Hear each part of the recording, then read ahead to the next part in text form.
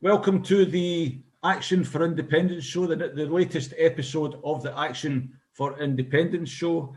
Today's topic for discussion is Plan B and Section 30. And our star-studded guest today is Angus MacNiel, Member of Parliament for the Western Isles. Hello, Angus. Hi there. Thanks, Chris. And John Wilson, one-time MSP, 9 years in MSP. John Wilson is now on our steering committee at the Action for Independence. Hello, John. Hello, Chris. Good. Right. Angus, can I ask you, can I start off with you, please? Plan B. Why do we need a Plan B? Well, it's been a while since we've suspected we've needed a Plan B, but last December it was proven we needed a Plan B when the Scottish Government, or the SNP, my party, went to the December 2019 election armed with only one card, and the card was, we'll have a Section 30, please. The problem was the please. They said please to Boris. Boris said no, he vetoed it, and there's no fallback plan. Of course, it was an easy veto for Boris because it was consequence-free. We would have liked to have seen some consequences, such as, if you do that, then we'll just use a direct mandate from the ballot box. The way things are going at the moment, at 58%, rising to that mythical 59% that was promised about 2 years ago, with a hard Brexit coming. Now, we might have a hard Brexit, or even worse, a no-deal Brexit. So that 59% may yet be exceeded. But we're coming in very close with 2 months to go. But we do need to have a fallback plan, because if we just got the Boris veto, it's not much good. But, with the numbers as they are, perhaps the fallback plan will become the main plan, because if you have 58% voting for an SNP that says this general election means independence for Scotland, it might be wise for the SNP to do that as well, because 58% is more than the SNP are polling. So there's certainly nothing to lose by putting independence first if you wanted to look from a nervous, neurotic party management approach, which, of course, the Party of Independence shouldn't be doing anyway. But if you were doing that, you might be worried in the past that you could be hit a little in your party support by that. But now you're in a situation where you're only going to gain. If 58% of Scotland voted SNP, we could run that as a direct mandate. Yeah, so did I hear you right there, Angus? Did you say that the next election should be an election for independence, focusing on asking the people, if you vote at this election for us, whoever that may be, that you will be voting for independence if you're an independence party? It's certainly an option that's worth thinking of, and my own thinking is trying to catch up with that, because, as you know, myself and Chris McElhenney have been working on the Plan B, being Plan B to Plan A. We are supporters of Plan A. We'd like to see a referendum, preferably by the old Section 30, and everybody is very happy, and we do what we did in 2014. But, of course, that route looks to be blocked.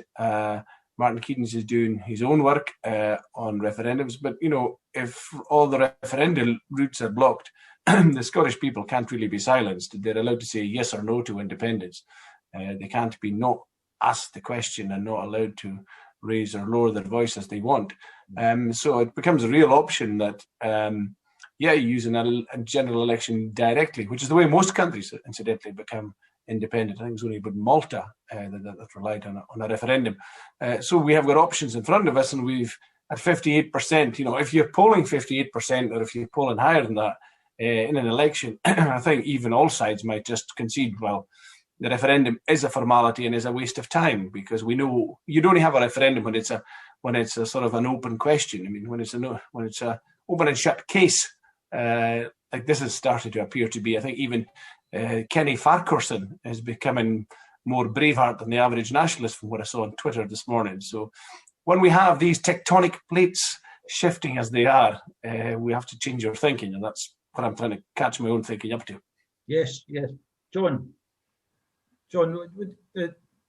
we've got the public out there, and Boris Johnson, I think he just said it, I don't know if it was this morning or last night, yet again he mentioned once in a generation.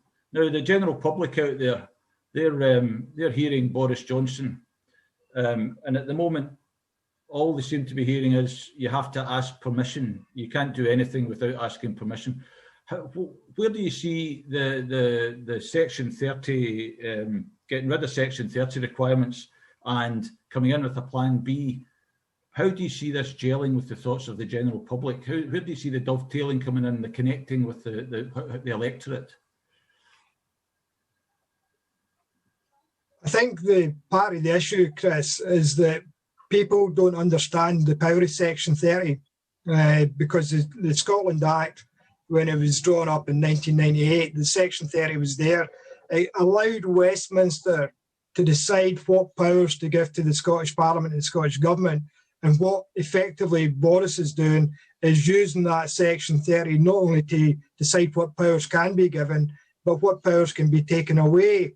And under the Section 30, the power of holding a referendum is one of the things that Boris is saying that he's not prepared to concede. And I think Angus is right, that we're now in the position where we're getting 58% in the opinion polls. In fact, if you go to Progress Scotland opinion poll, you're talking about 64%. So getting figures like that clearly shows that there is a movement out there, a grassroots movement that's coming through saying they want to see the Scottish National Party getting elected next year, but they also want to see independence. So it becomes more difficult for Westminster, I think, to start standing back and saying, no, we're not going to concede this because there isn't a mandate for it. The mandate is there. And the AFI are quite clearly saying that what we want is a mandate. The May election next year, Scottish Parliament election, should be that election to get that mandate to move forward. And if it ties in with a Plan B, because the Section 30 is not going to be granted by Boris, then I think we are into a whole new ballgame. But I think the people of Scotland are ready for that now, because the results we're getting in these opinion polls, they've gradually risen poll after poll, and they're becoming consistent now. And that's what we never had before. When you go back to 2014, look at the polling then and look at the results we got at that referendum. But this is not just about getting SNP government elected. This is people being asked how would they vote tomorrow if there was a referendum. 58% of them are saying and they would vote yes. 42% are saying no. So the reality is that we have shifted the goalposts. And if we play right the election in May next year, then we will have a mandate from the people of Scotland to move forward with independence, irrespective of whether or not we've got a Section 30 order granted by Westminster. Yeah. if I can jump. Sorry, Angus.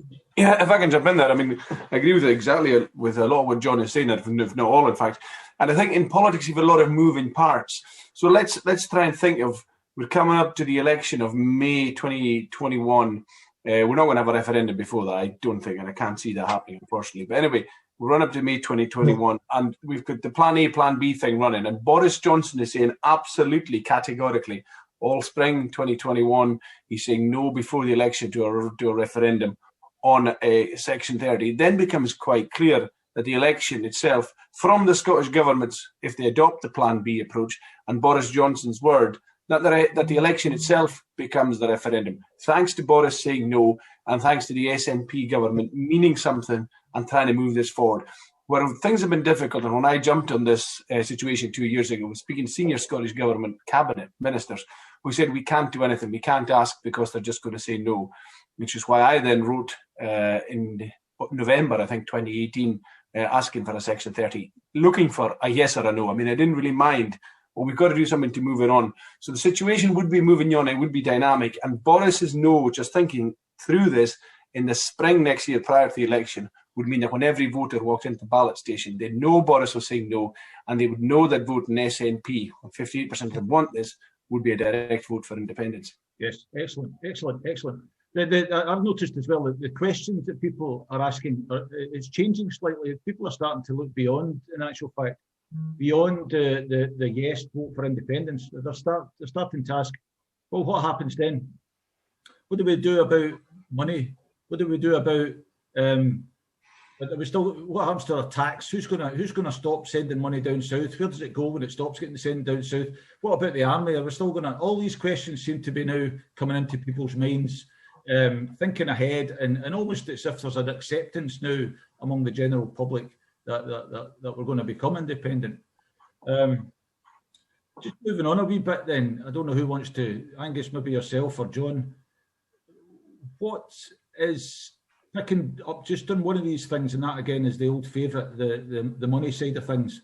What do you think about that? Where are we going to go as soon as on the day of it, the first day of independence, whenever that is? Where do we go from there?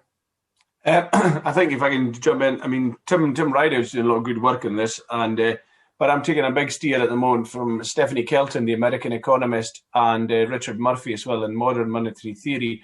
You're best to have your own currency. You're best to be in charge of your own currency. You're best to borrow from yourself. You're best to print your own and then tax from it and understand exactly the way money works. I mean, the UK government at the moment, the reason that the UK government can shout, we're doing the furlough scheme and it's our deep pockets. Yeah, you are the currency issuer.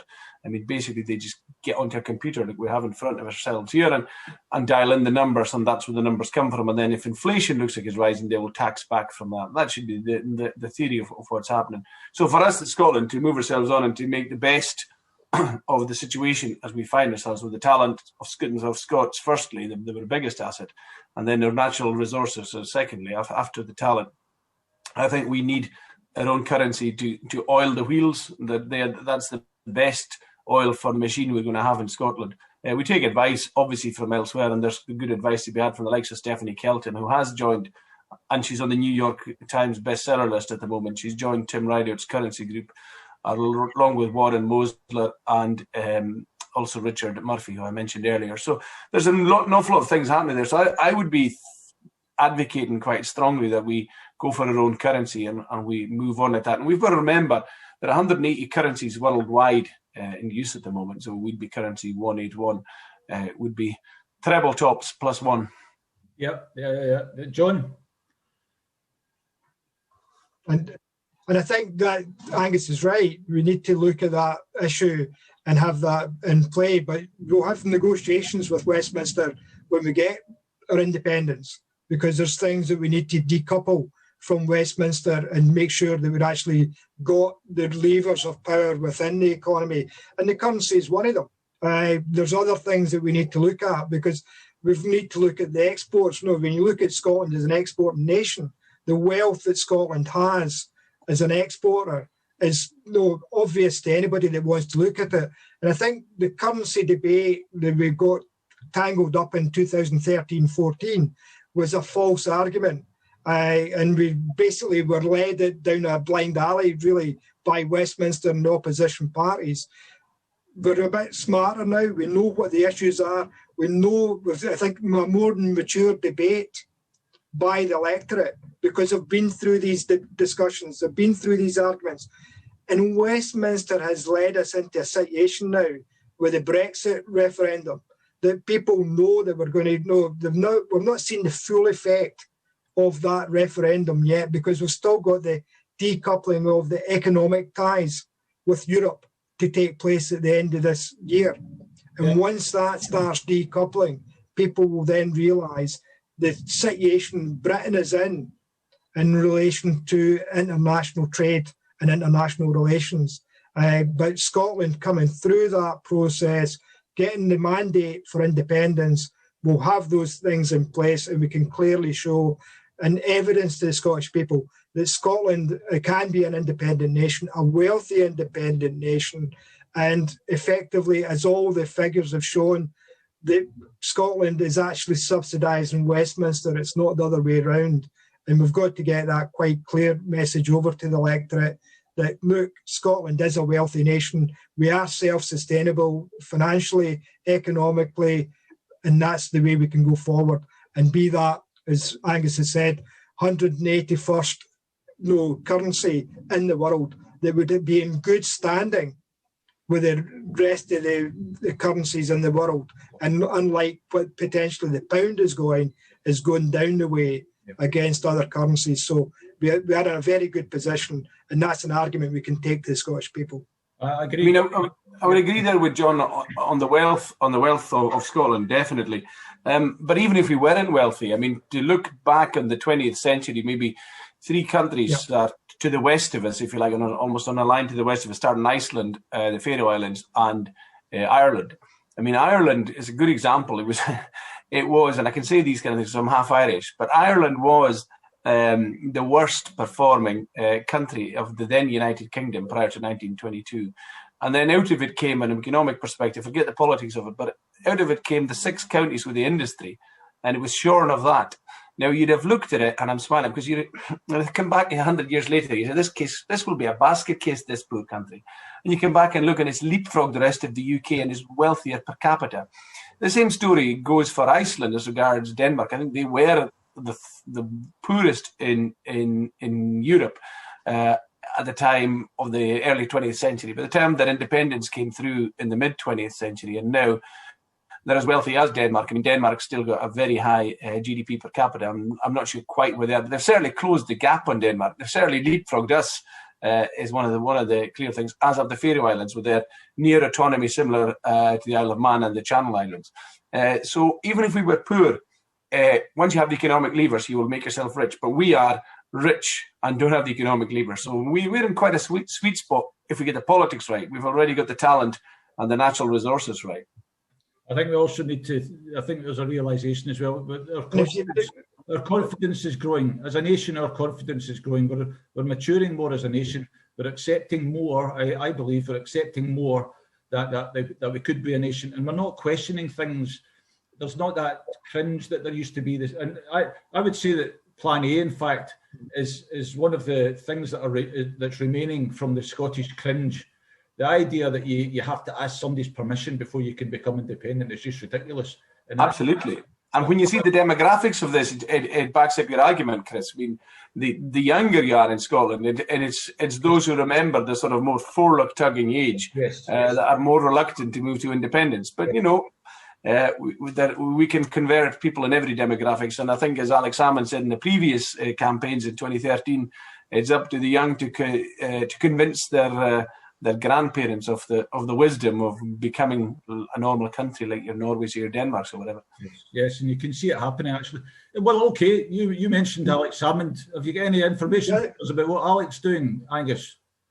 I've not a clue on what Alex is doing. He's doing his TV programme, but I mean, it seems to be a perpetual motion machine. I wouldn't be surprised if he's up to something or thinking of something or writing something. I think he's got a book on the way, hasn't he? He's got that on the go. So we await his book and the Pearls of Wisdom. Yes, okay. I haven't been called as his Gaelic. At one time, I used to be his Gaelic advisor, and I got a mention in his previous book. But so far, I've got nothing this time. I must have been sacked.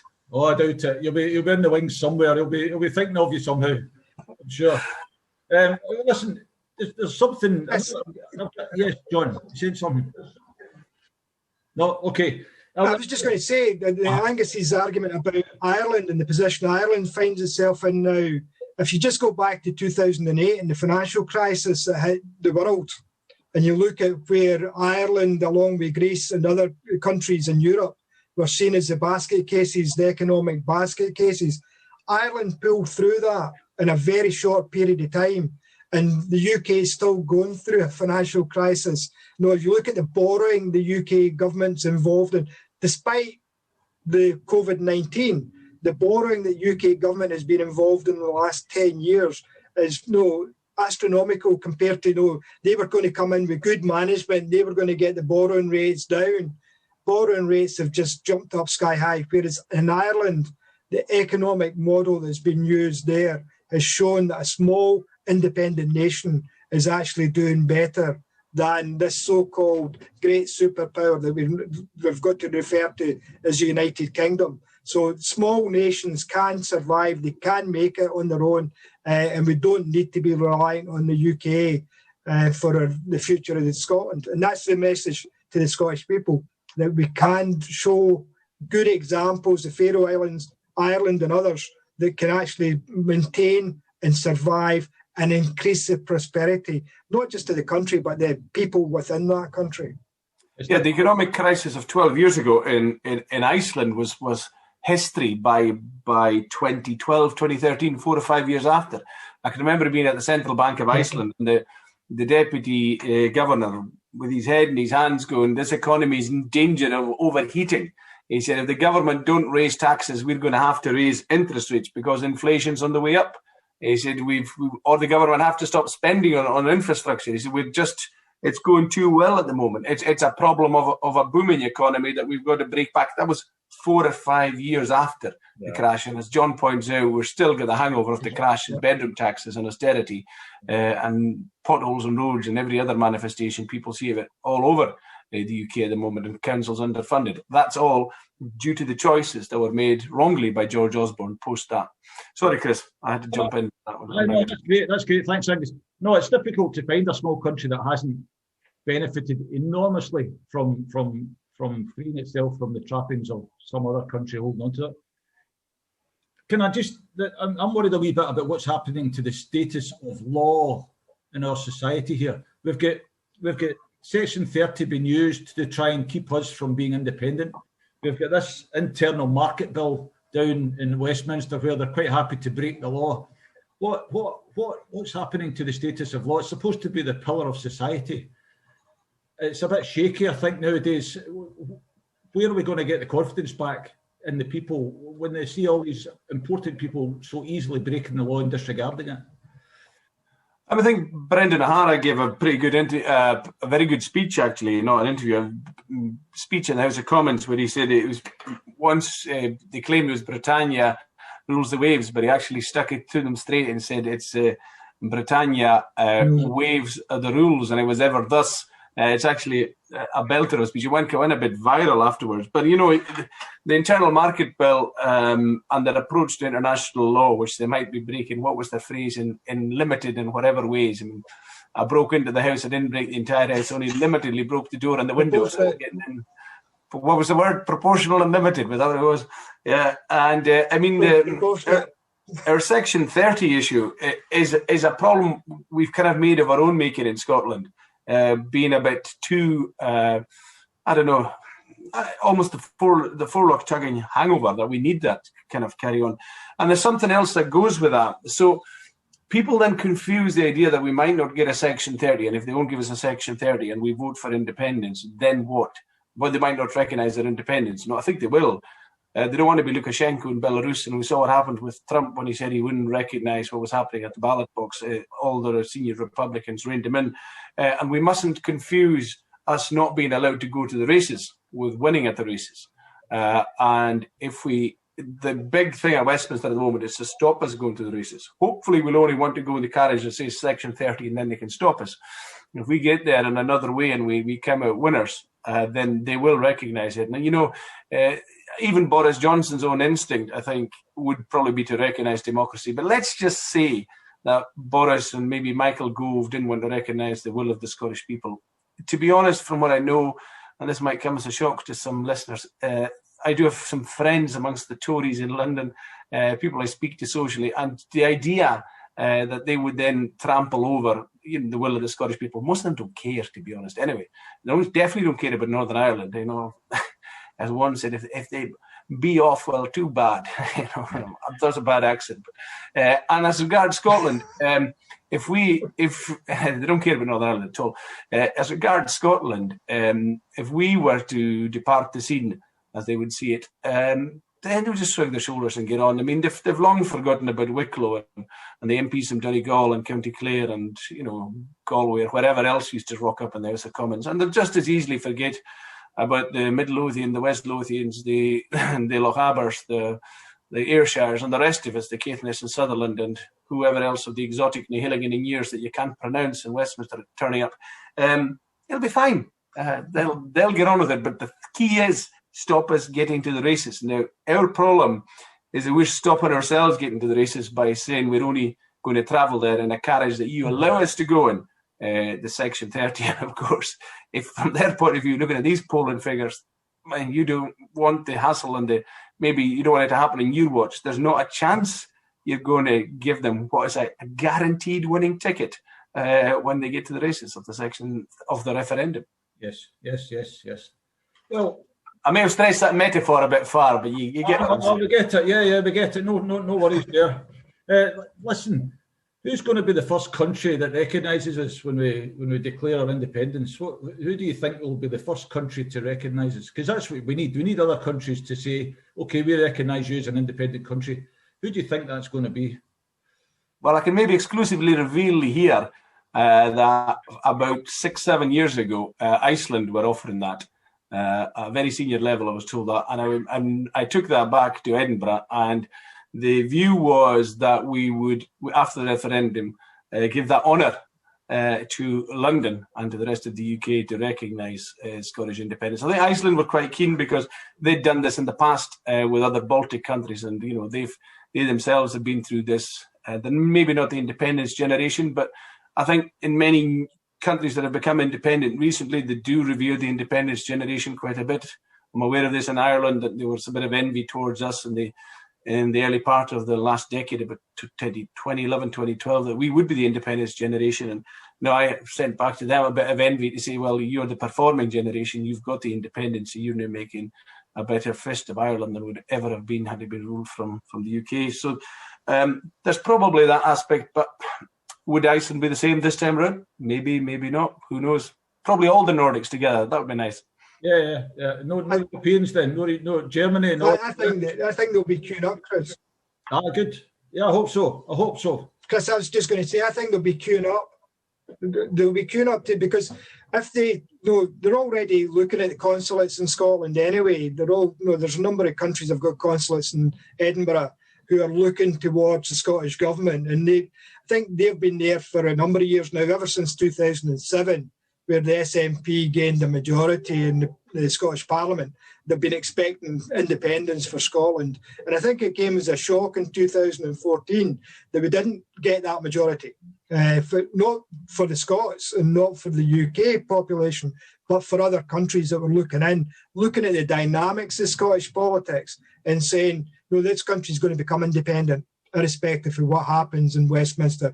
It's going to gain independence. So I'm hoping and I'm expecting a queue at the door in Edinburgh, Chatham Butte House door, saying, right, we want to recognise you, want to be the first to recognise you, because they recognise that bringing a country like Scotland into the international fold would be a major boost for everybody. And moving away from that xenophobic control that Westminster seems to be thinking that they are still an empire nation that can control the world, when the reality is they're getting smaller and smaller every year, and every time they go into negotiations they're just showing themselves up for what they really are. And we'll find out in 2 months' time what deal has been struck with Europe. And the deal looks as though it's going to be one that's going to be one either really bad for the UK or two, a no-deal Brexit.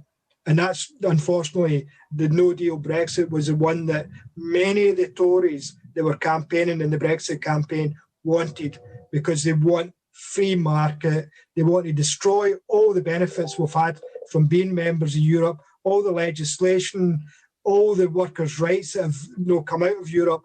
They just want to smash those. And the reality is Scotland will then realise fully that they need to be away from that, because if you want to protect your rights, want to protect your people, then you really want to continue to be part of the UK. Okay. Good. Angus, we've got 1 minute left, Angus. Okay. I was just going to say, it's worth remembering too that the EU, which is a members club, has lost the member that had the interest of blocking Scottish independence. And I know from the individuals or in many governments, they're quite supportive and were quite supportive of Scottish independence, but the policy would be different because of other members in the club. So this time we may find that countries are a lot freer to talk about the independence of Scotland from the UK than they were when we were part of the European Union, which we were guaranteed to be in, of course, if we voted for the UK. Yes. Okay. Well, gentlemen, that's great. That's half an hour done. Fantastic programme. Thank you very, very much for that input. Lots of interesting stuff discussed today and aired openly.